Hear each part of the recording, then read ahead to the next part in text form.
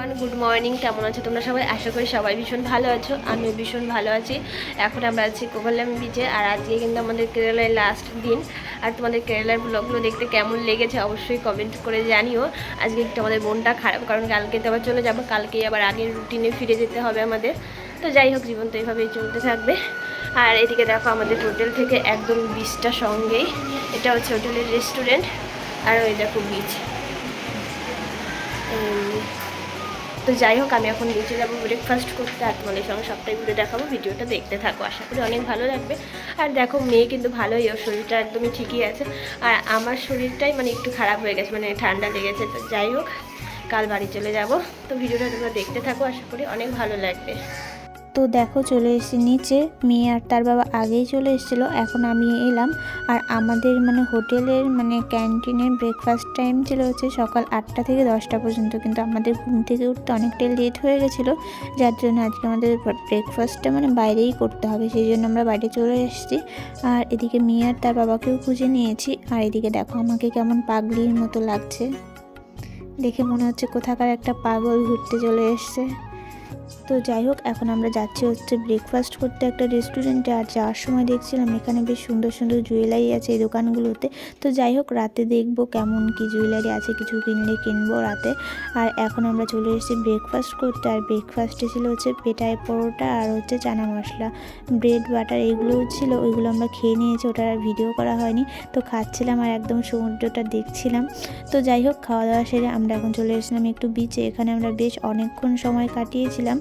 মেয়ে একটু খেলা করছিল, আর আমাদের যেহেতু আজকে তেমন কোনো প্ল্যান ছিল না, তো ভাবলাম যে এখানে বেশ কিছু সময় কাটানো যাক। বিচে তো আমরা অনেকটা টাইমই কাটিয়েছি। আর একটা জিনিস খেয়াল করলাম যে ওখানে কিন্তু প্রচুর বিদেশি এসছে এই কোভালাম ইন্টারন্যাশনাল বিচে। দেশি লোকের থেকে না বিদেশি লোকটা প্রচুর বেশি ছিল।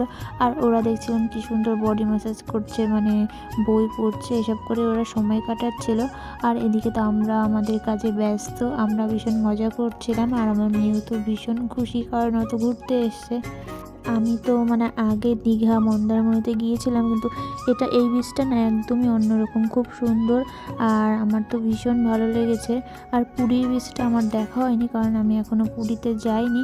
তো যাই হোক, আমার এই বীচটা ভীষণ পছন্দ হয়েছে, আর আমরা ভীষণ মজা করে এই সময়টা কাটিয়েছিলাম। তো জীবন তো একটাই, মজা হই হুল্লোড় করেই কাটাতে হবে। এরপরে দেখো, রুমে এসে ফ্রেশ হয়ে আমরা চলে এসেছিলাম স্নান করার জন্য। তোমাদের দাদাভাই আগে স্নান করে নিয়েছিল, কারণ মেয়ে আছে যেহেতু ছোট, আর ওকে রেখে তো আমরা দুজন স্নান করতে পারবো না, এই জন্য ও প্রথমে করে নিয়েছিল, তারপরে আমরা স্নান করছিলাম। ও আবার উপর থেকে ভিডিওগুলো করে দিচ্ছিল আমাকে।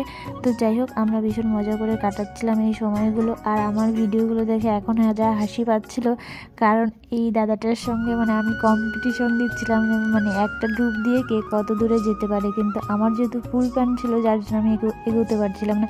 তো যাই হোক, আমার ভিডিওগুলো এখন দেখে ভীষণ হাসি পাচ্ছিল, আর সেদিনকার কথাগুলো মনে পড়ছিল।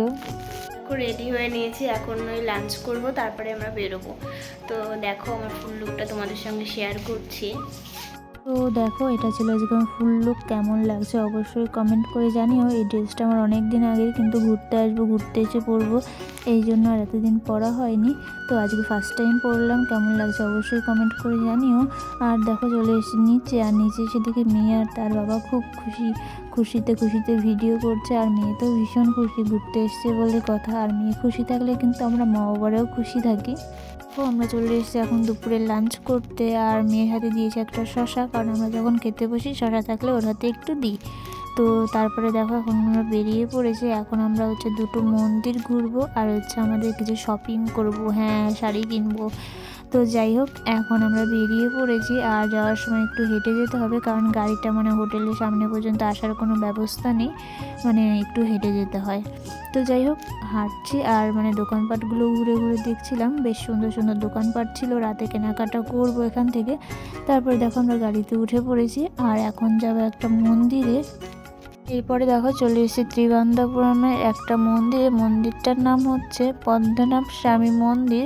আর মন্দিরটাই কিন্তু প্রবেশ করার একটা নিয়ম আছে, মেয়েদের শাড়ি পরে প্রবেশ করতে হবে, আর ছেলেদের ধুতি পরে। তো আমাদের কাছে যেহেতু শাড়ি ছিল না, যার জন্য আমরা ভিতরে প্রবেশ করতে পারিনি। আমাদের কাছে যেহেতু শাড়ি ছিল না, যার জন্য আমরা শাড়ি পরে আসতে পারিনি। তো আমরা তো চুড়িদার পরে এসেছিলাম, এই জন্য ভেতরে প্রবেশ করতে পারলাম না। ওখান থেকে চলে এসেছিলাম একটা শাড়ির দোকানে। দোকানটার নাম হচ্ছে কল্যাণ সিল্ক। তোমরা অনেকেই শুনেছ, অনেক নাম করা একটা দোকান।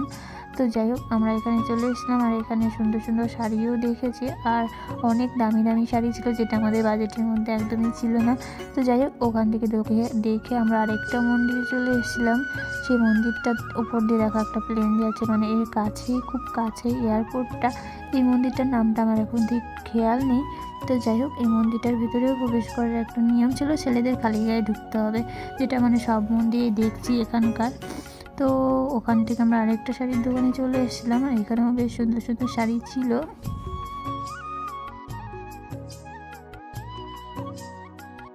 আমাদের কিন্তু প্রত্যেকটা মেয়েরই একটা জায়গায় দুর্বলতা আছে, সেটা হচ্ছে শাড়ির প্রতি। সেটা কম বেশি যাই হোক, প্রত্যেকটা মেয়েরই এই দুর্বলতাটা আছে। তো আমি এখান থেকেও একটা শাড়ি নিয়েছি, যেটা তোমাদের পরে শেয়ার করবো আলাদা একটা ভিডিওতে।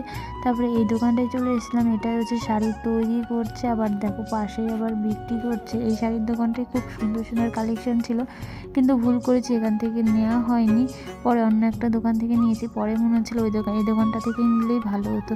তারপরে দেখো আরেকটা দোকানে চলে এসেছিলাম, আর এই শাড়িটা কিন্তু আমি নিয়েছি, আমার কিন্তু ভীষণ পছন্দ হয়েছে। এই দোকানে তেমন কোনো কালেকশন ছিল না, তো লাস্টের দিকে ছিল, না নিলেই নয়, সেই জন্য এই শাড়িটা নিয়েছি। তো আমার কাছে মোটামুটি লেগেছে। এরপর আমরা চলে এসেছিলাম রুমের দিকে। তো এখান থেকে আমরা কিছু ওর অফিসের কিছু লোকের জন্য টুকটাক কেনাকাটা করছিল, তো গিফট দেওয়ার জন্য। তো তারপরে আমরা এখন রাতের ডিনার করবো। এখন কোন রেস্টুরেন্টটায় ঢুকবো সেটা বুঝতে পারছিলাম না। তো অনেকগুলো রেস্টুরেন্ট মানে দেখার পরে আমরা লাস্টে এই রেস্টুরেন্টটায় ঢুকেছি। আমরা আবার ফোনে মানে কোন রেস্টুরেন্টের ভালো রিভিউ আছে সেটা আবার দেখছিলাম। তো যাই হোক, আমাদের এদিকে দেখো মাছ বাজার চলে এসেছে, আর আমরা তারপর রাতের ডিনার সেরে এই বিচে একটু বসে সময় কাটাচ্ছিলাম।